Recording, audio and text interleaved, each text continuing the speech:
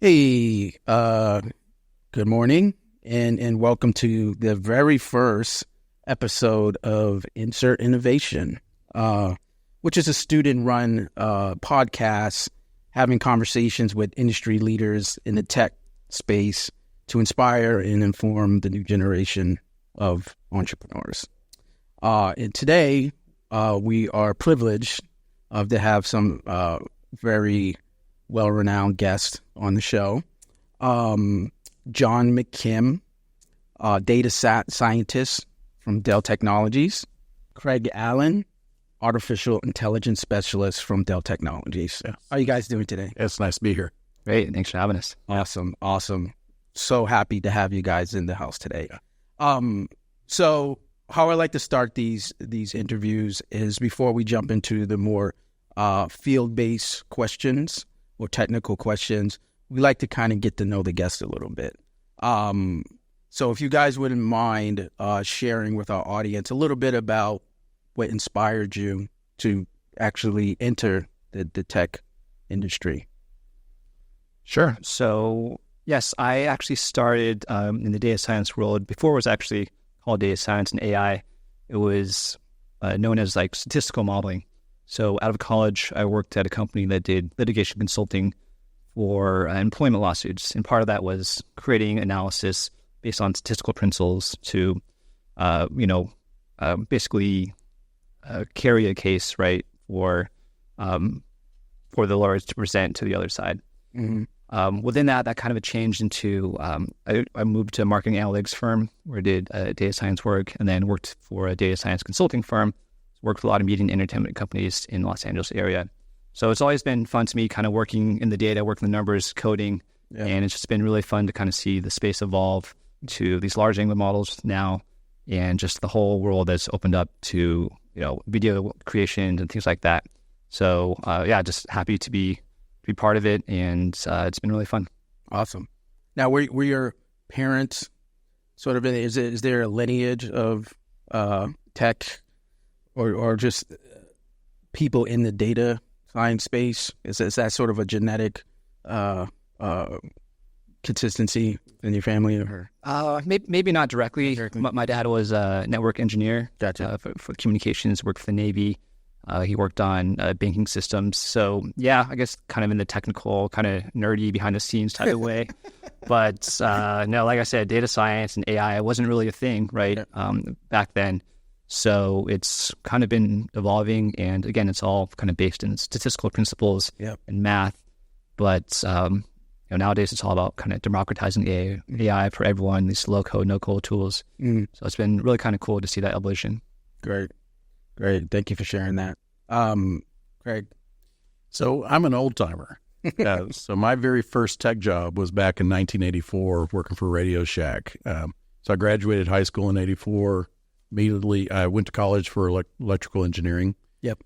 And so I started working on, these computers, and this is the early 80s. So this is the PC revolution.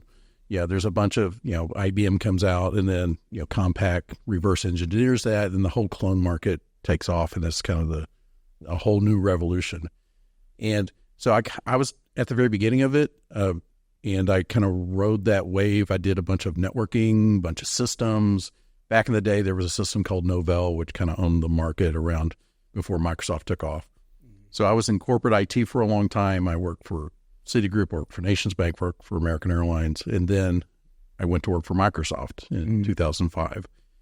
And so I became a Microsoft specialist, and I did all kinds of systems, but I became more of a Microsoft SQL specialist. And so I came on board with Dell in 2011 as a Microsoft specialist, and then that slowly evolved into relational databases, into analytics, data warehousing. That kind of dovetailed into machine learning, and then ultimately artificial intelligence as a specialty. That's amazing.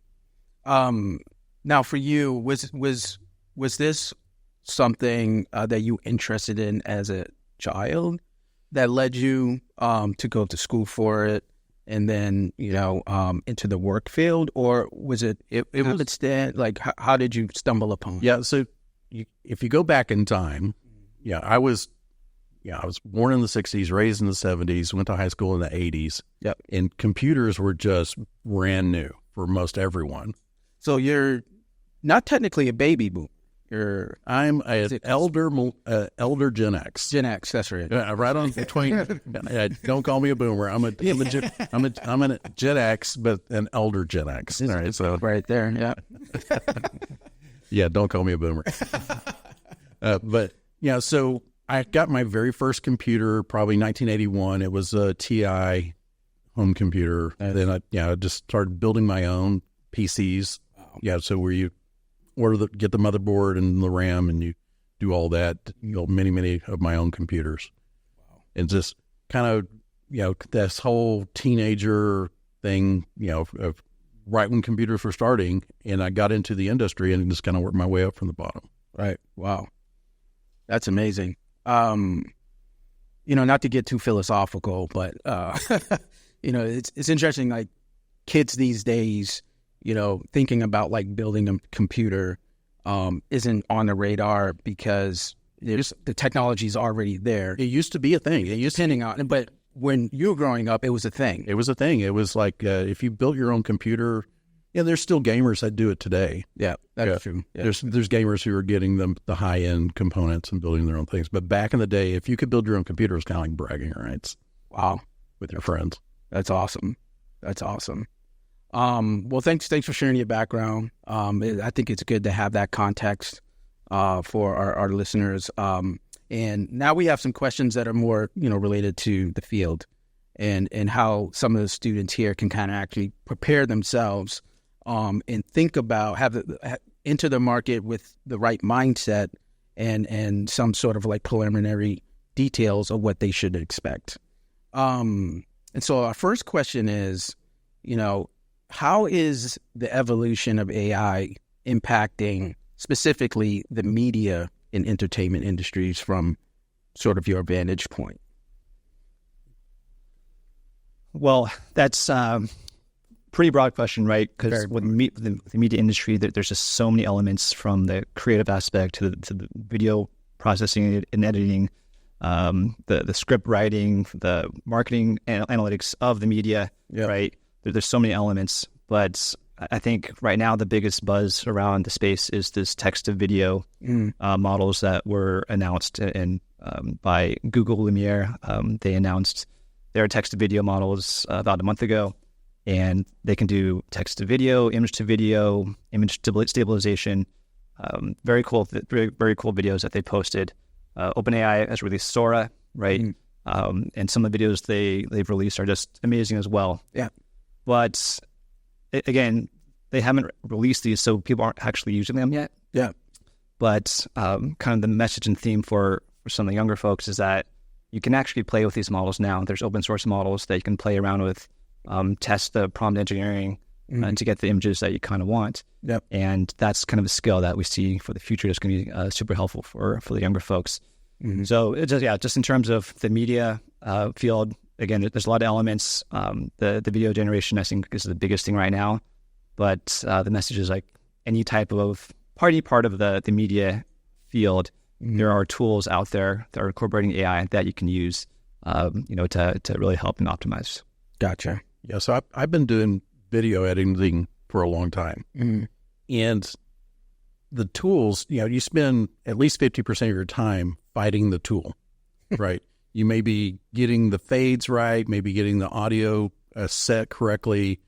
And so you're doing the mechanics of video, not the creative of the video. So I think AI as an assistant who can take those redundant tasks, the things that are difficult, like lining up video splices, getting the fades right. If an AI could do that for you, and then you can spend your time, your energy on the creative process. What story are you trying to tell? I think that's where the human aspect is. Right. And if you could have a computer or a robot do the other part of it, then you free your mind up, right? Right.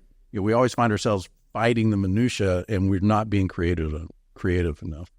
So would that make it, in your mind, the actual skill set of video editing less relevant for this upcoming generation? I think the skill set is we need to be storytellers. Gotcha. Rather than a mechanic. Yep. Rather than the person putting the car together, to use an analogy, but the person designing the car. Right. We need to be creative. We need to tell stories that are relevant and important, rather than fighting your mouse trying to get the tool to work, right? Yeah.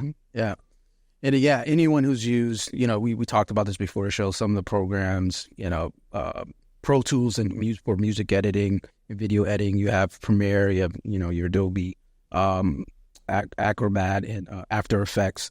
And so, I think it's very interesting. Do you think, would you say that it's still, so even though this younger creator wants to focus on storytelling, being more efficient, being able to scale up the ideas faster or more efficiently by using AI to take off some of the heavy lifting, would you say that it's completely obsolete for a younger person to maybe gain some of the foundations of video editing and some of those tools and how they can work within a program interface? Or I think we have a ways to go, right? Yeah, it's will AI take over the role of a creator? I don't think so.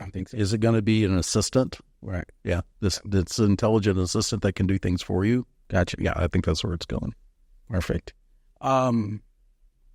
Next question is, I kind of started leaning into this, but the question is, how do you see AI shaping the future workforce in media entertainment? Again, it's very broad, but where do you see that looking like in 5-10 years? Yeah, it's going to be interesting. Yeah, it's even with the latest the writer strike, right? Yeah, and legitimate concern is AI going to take over writing scripts? Is it going to take over the creative process? And it's hard to say what's going to even be a year from now, not less 5 to 10 years from now. It's moving so quickly. Right. It's moving so quickly.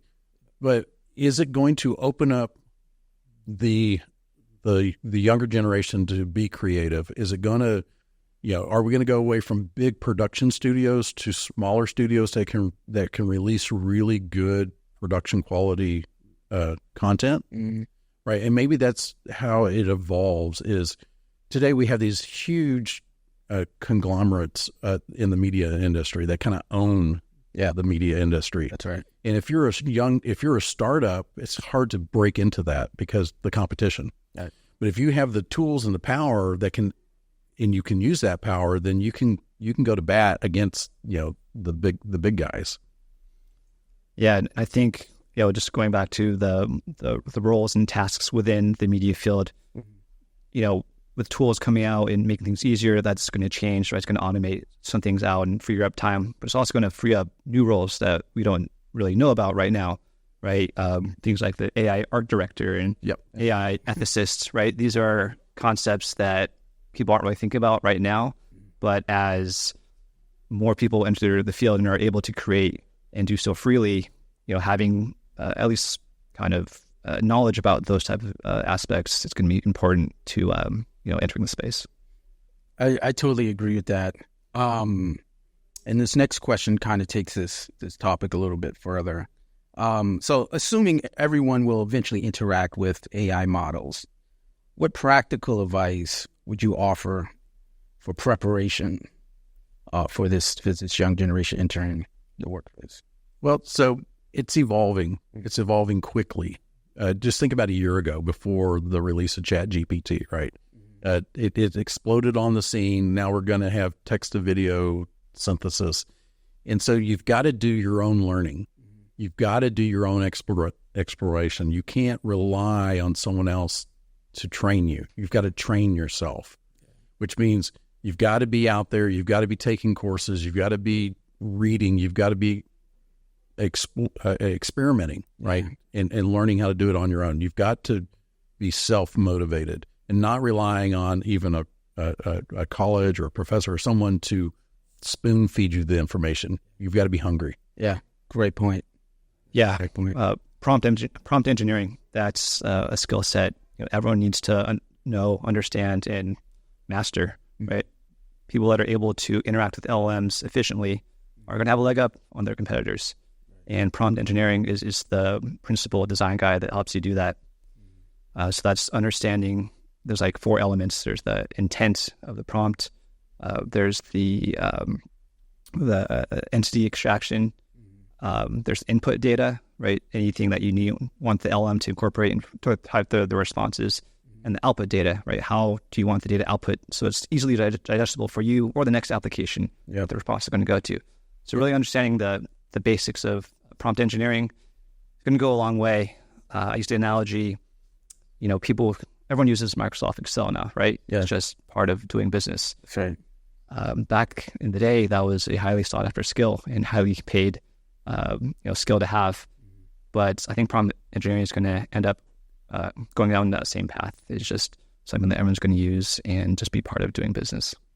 Yeah, because the large language models, the AI, only will do what you tell it to do. Yep. So the more precise that you want the input to be, right, that prompt, the more granular it is, the more specific the prompt, the better the output. Yep. And it is an iterative process. You'll put in a prompt, you'll get an output. It's like, yeah, I didn't like that. You'll change your prompt. That's right. And you constantly going through this evolutionary process to get an output, whether that's a text-based output or audio or video or whatever that is. Mm-hmm. It's up to you to be creative enough to tell the computer what to do. Right. Yeah, the analogy I use, it's like interacting with another human, right? It's you're taking in these contexts that you may not know about kind of subconsciously. So if someone comes up to you and asks, what are some cool social clubs on campus, right? Depending on your relationship to that person, maybe you know a little bit about them, their background, their interests. That's going to shape your response. If you're just meeting them for the first time, you kind of maybe taking inputs like their age, what they're wearing, like that's going to help shape at least your initial response. Yep. Start the conversation. LLMs work the same way. They don't know anything unless you tell them these external factors. So being able to shape those prompts is super important. Awesome.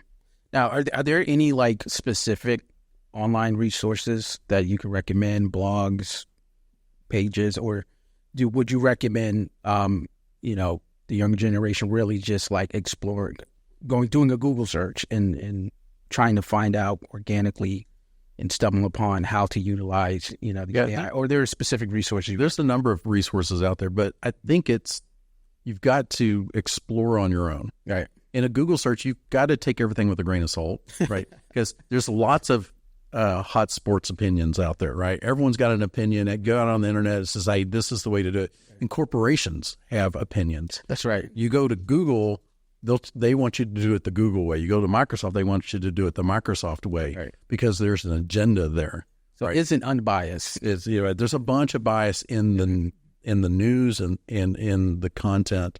So you've got to go in with an open mind, and you've got to explore across multiple resources and form your own opinion. Right. I think that's really great advice. And I mean, that's a deeper conversation in terms of like, Google advertising and what searches come to the top, and there's agendas. But you do have to. It is an arbitrary. You have to understand the bias and the agenda of the source. That's right. That's right. Great advice. So now we're going to move more to some ethic, trust, and responsibility, issues and questions revolving around AI. Very broad question, but how can companies build trust in their AI systems? So I think, individuals and corporations, right? Mm-hmm. So AI is new, but AI can, especially generative AI, it's right there in the word, it can generate something new. It can synthesize into something new. So when it creates a new piece of content, whatever that content is, lots of questions start coming up. Who owns that content? Can you use that content? Can you go monetize? If I go out and say, hey, AI, create me a picture. Right. Well, do I own that picture? Can I put that picture in a frame and go sell it? Right. Can I use it in my business? Yeah. So there's this intellectual property question that comes up. And so are you going to get yourself in hot water from a legal or an ethical perspective by using generative AI? These AI models today, today are only so accurate. So, there may be 80% accurate, they may be 90 or even 95% accurate. And for certain industries, that's okay. But if you're dealing with money or you're dealing with healthcare, being wrong 1 out of 5 times is not good enough. It's not good. It's not good enough, right? So AIs are just not there yet. And so you have to look at the domain or the vertical that you're working in. Yep. So for visual, it's and for media entertainment, I think it's a great tool. But you do have to ask yourself, can I use this content? Do I own the content? I put it in the prompt and I get a picture. Right. But say John puts in that same prompt and gets a very similar picture. Do I own my picture? He owns his picture? Right. Or is it the people hosting the model? Do they own it? Is it public domain? Right. There's all of these questions around intellectual property. Right. So is there risk in assuming that you do own it without doing the research? I'm not sure. I'm asking this for myself. The word assume. I mean, sure, there's risk. Right. So, assume you're making an ass out of you and me, right? Right. Assume. Right. Never assume anything. Right. Right. It's a delicate area. And the other thing is the regulatory landscape is changing really quickly. So we now have U.S. federal regulations on AI. We have state level regulations. So California has their own regulations, which is different than the regulations that Texas just implemented. Interesting. We have city level regulations. So the city of New York, New York City has their own AI regulations. The EU has a totally different set of regulations. So how are you going to stay compliant with existing laws, with new laws? Like the U.S. Copyright Office has an opinion, right, which is not really law, but it's an opinion. Right. The Patent Office is going to implement their opinion, which may be contradictory to the Copyright Office. Yeah. It's because it's all about intellectual property, but also AI can cross red lines around ethics. Yeah. And this is about bias. You may have human-based biases that it's mimicking that was an unintended consequence of. Yeah, that's a big issue. Yeah. That's been a big dilemma in conversation of other podcasts. Right. The biases, exclusivity, inclusivity, right. And the AI is really just generating, it's not thinking about those things, right? Well, or is it? Well, AIs don't think. Right. It's not magic, and they don't think. It's math. It's math. It's not magic, it's math. And ultimately, in these deep neural networks, it's doing this, advanced linear algebra, essentially, to infer an answer, right? Right. It doesn't know that that's the right answer. It just mathematically and statistically, it came to a piece of data said this is the answer. It doesn't know, right? Yeah. There's bias in the data. There's going to be bias in the models. Yeah, it's garbage in, garbage out. Yeah. Because you have to train these models. So if you train it with historical data or inaccurate data, you may pollute the model to where it gives you an unexpected outcome. Right. So that can be a major dilemma, especially for smaller companies or startups specifically. It's not as if you don't have enough regulations and compliances just from a corporate compliance perspective, right? Registering your business. So I think a good approach in some of my guidance to corporations is having an AI strategy from the top down. Some executive, it doesn't have to be the CEO or the CIO, but some executive owns the topic of AI for a corporation. And you develop an overarching strategy that includes policies. And these policies go to the individual lines of business. It's like, here's when and where you should be able to use AI, and here's areas where you shouldn't. So that's a policy. Yep. And then having a governance model say, right, you are implementing AI, but we're gonna watch it. We're gonna keep our eyes on it. Right. Make sure it doesn't cross any red lines. Right. And then lastly, having a risk mitigation plan. It's like once an AI does cross a red line, what's the response? You've already planned that something's gone bad, and did it do damage from an ethical perspective or a brand perspective? Yeah. And because you really have to keep your eyeballs on a contingency plan. Yeah, a contingency plan. And how are you going to respond to that?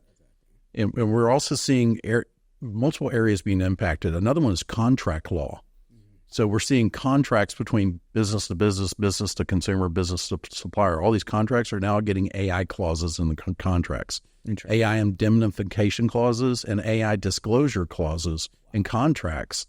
And so if you're a small business and you have contracts, you may start seeing contracts from your suppliers or your customers demanding that you have to disclose that you're using AI. Wow. I can only imagine, you guys give me your opinion, that those type of safeguards, let's call them, would, at the end of the day, probably benefit the end user or the consumer. It's all about it's all about safety, and it's all about lawyers. It's a good time to be a lawyer. It's a good time to be a lawyer. It really is. Okay, challenges in AI development application. From a development and application perspective, what are the biggest challenges in AI today?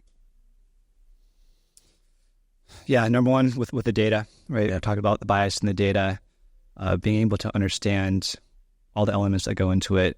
Is it a good sample of the data the business problem you're trying to solve? Do you have enough of it? Is enough variation for the model to do what it has to do? I think there's a lot of issues around role-based access control, right? Creating models that are specific to certain people, and what information are they allowed to access from the models? That's an area that's still being developed, right? There's a lot of elements that go into how do you identify the people, how do you give them the access that they need. Those are kind of the struggles that organizations are struggling with right now. Yeah. But the good thing is, in terms of the application development, all that's being assisted and automated with ChatGPT and coding assistance. Yeah. So those kind of even each other out a little bit, right? You have the challenges, but you're also accelerating at the same time. So I think there are. There's really three different camps right now. There's an NVIDIA camp, an AMD camp, and an Intel camp. And there's closed source and open source, right? And so a bunch of these companies are wanting to do, they have an agenda, they have a profit to be made. So they want to tie people into their specific APIs. How you're writing code to certain APIs and you're kind of doing vendor lock-in. And so I think the larger ecosystem is trying to go to a more open approach where you can write it once and run it on any of these platforms. And maybe you can talk about closed source and open source. Yeah, so there's this dichotomy in the space where in the open source community, right, they're all about democratizing AI, making AI available for everybody, no barrier to entry, everyone can contribute and develop. The closed source, right, they have a different agenda. They need to make a little money, right? They have a little money, they have the GPU power, they have the resources to pay for the top developers. Yep. And they're able to innovate faster, which is great for the space, but it also makes it more exclusive, right? Talking about the barrier to entry with the GPUs and the cost to run these models. So there's the gap between the open source and closed source is actually narrowing at a pretty rapid pace. Yeah. The open source community is doing a great job and kind of trying to catch up a little bit to what closed source is doing. And yeah, it's just, the ecosystem needs both, right? Working, they're not like enemies fighting each other, but, having both in the ecosystem, it's just healthy and, kind of promotes innovation faster, but also promotes it for everybody. Yeah. And, it's important to acknowledge both when you're reading up on the space, just kind of get an understanding of which models fall into which camp, right? Open source versus closed source. And just keep that in mind, right? You don't always have to spend tons of money to get the latest closed source model. There's always open source alternatives and just options for you. Awesome. Any trends in AI you guys are like most excited about that you see down the road or that are happening now, or trends that scare me? So criminal misuse of AI scares me. Oh, wow. And I don't know if that was something you wanted to talk about, but some of these regulations that we're seeing are around disclosure. Mm-hmm. So if you're a company, you have to disclose to the end consumer of the AI, hey, this is all fully or partially AI generated. Yep. That's kind of a watermarking of content. Yeah. So in the audiovisual space, you may have to have some watermarking requirements coming along. And so it's all about safety and trust. So whoever the consumer is that they say, hey, this is not human generated, this was AI generated. But I'm more concerned about the flip side. I'm concerned that we're going to get these deep fakes, and the Taylor Swift thing that just happened, right? But something more dangerous than that is getting deep fakes of officials giving official content, like a senator or president, and you can't tell it's real. There's a message being delivered. It gets debunked in 12 hours or whatever, right? But damage is done in a very short amount of time when it looks official, and you can't tell that it's not official. Yeah. So if the president comes online and gives a message that's very damaging, and you don't know that it's not him, can you trust anything you see, hear, or read anymore on the internet? It's getting to that point. So I think we need to not watermark. We need to watermark artificial AI generated content. We need to watermark official content. This was really coming from the White House, and there's a way to authenticate that this is not a fake. So fake news. How is that done? It's not done today, and I think that's a big gap. I think, if it's coming from the White House, maybe there should be a code up in the right-hand corner that you can type into an app to authenticate this is an official broadcast. This is not some deep fake that someone generated in a basement. Right. Yeah, there's a lot of ways to try to get around the authentication. One, potential ways with cryptography. Yeah. Right. Putting something on a blockchain and verifying that this is from a source. It's decentralized, right? There could be an intersection of AI generated content and blockchain as a way to verify those sources to prevent those deep fakes. Right. So deep fakes are one thing, but extortion is something that's actually happening today. Yeah. There was a news report that someone, a father, got a phone call. Yeah. Say, we've kidnapped your daughter, and he says, put my daughter on the phone, and he's having a conversation with his daughter. It's an AI. Oh, that's scary. It sounds like his daughter. It's the conversation, and basically the attacker said, wire this money or we're going to kill your daughter, kind of thing. It's all completely fake. It's all completely, so that it goes from, you guys know what phishing is. This is really spear phishing and beyond spear phishing to extortion. Right. And so criminal misuse of AI is a big concern. Right. We also have nation states, China using AI against us and weaponizing AI. Right. So we're in an arms race. Yeah. So my analogy is you go back to the 1920s and 30s with nuclear, right? We had nuclear weapons, nuclear energy, and nuclear health.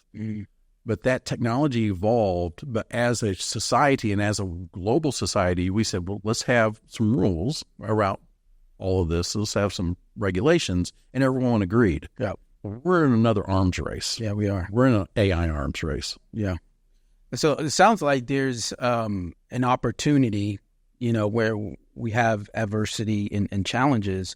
The flip side of it is there's usually an opportunity for startups or companies or innovators to create solutions to some of these challenges. Yeah, you combat AI or misuse of AI with AI. or Liam Neeson. Or Liam Neeson, yeah. That's a good one. But I think the exciting thing, the trends going forward, is AI assisted code development, and this is happening today with like a GitHub Copilot. Yeah, but having, again, if you're a developer and you're writing code, you spend a lot of times fighting syntax, fighting code, rather than being creative, right? So if you can use an AI to do all the writing of the code for you, and you do the creative process of the code writing, you free up the efficiency of, right. Like I don't have to, I forgot a semicolon somewhere, right? Yeah, it's just an interesting topic. When you think about like cryptocurrency, right? It was created as decentralized currency, and as these commodities or these markets grow, it just naturally they become regulated, and because it's usually because of the misuse, like AI trading, right? That's the Wall Street using AIs to trade on the markets, but then can you manipulate markets with AI? That's right. And can you? Someone out there looking to try to. So we have threats at the micro level, individual level, but we also, on the other end, we have threats at a global level, at a financial market level. Right. That's right. Very interesting. And can you share examples of smaller, sort of lightweight tasks in media that are being revolutionized by AI? Yeah, I think going back to the topic of like opportunity in AI, right? There's this trend for these big players to come out with these super large general purpose models, right? This GPT-4, hundreds of billion parameter models that can do everything. Yep. But on the flip side of that, we're seeing a trend in these smaller, more capable, faster models that are really task-oriented. And what that does is it opens it up, right? There's a less a barrier for GPU, right, required to run those types of models. So if you can have that less reliance on GPUs, that's really going to make access for it for more people. And there's this idea of AI autonomous agents. So these are kind of like subtasks within the model.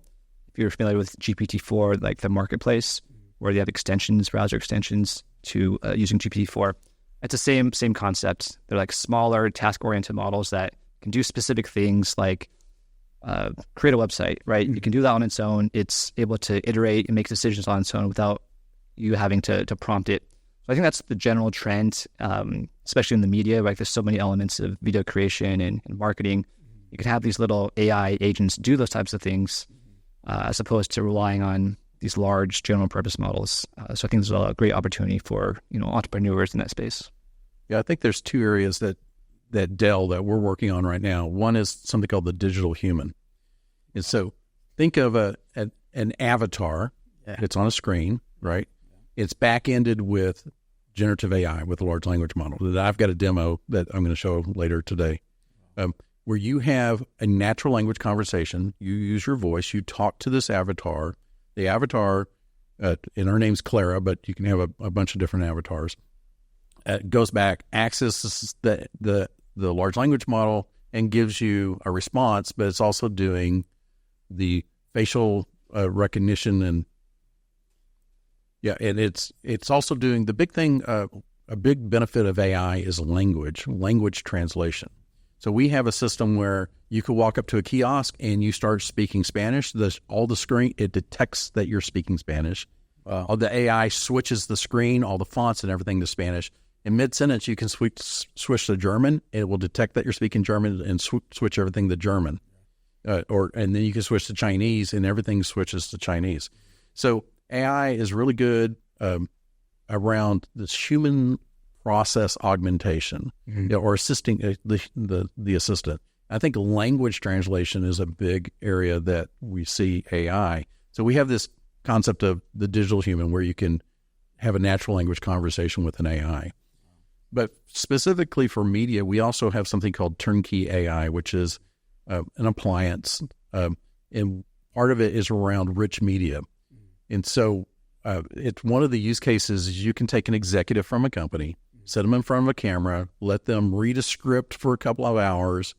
And it's like reading the dictionary, a bunch of names, a bunch of products, introductions. There's a whole script that this executive sits down and records in front of a video camera. Then that's all ingested to an AI. It's all chopped up into little tiny chunks of video. And then you can synthesize a new video based on, like, you need a communication to a specific customer. Yeah. And that guy's name is John. And you can create a new video from the executive saying, "Hey, John, I want to talk to you about this product. Can we set up a meeting for next week?" And that's completely synthesized. And that's here today. That's fascinating. So it's they call it hyper-personalizing content for a specific use case. That's fantastic. And that's here today. I can't wait to see that later. Yeah, it's here today. Yeah, we can show it to you. Wow. Well, so what do you guys believe is sort of the path forward for AI? And you kind of gave us a little taste right there. The path forward? I think at least not everyone has to be a data scientist. Sorry, John. Not everyone has to be a data scientist. And not everyone has to be an engineer like I am. Yeah. I think there's a lot of new roles and a lot of new jobs that are going to be coming up.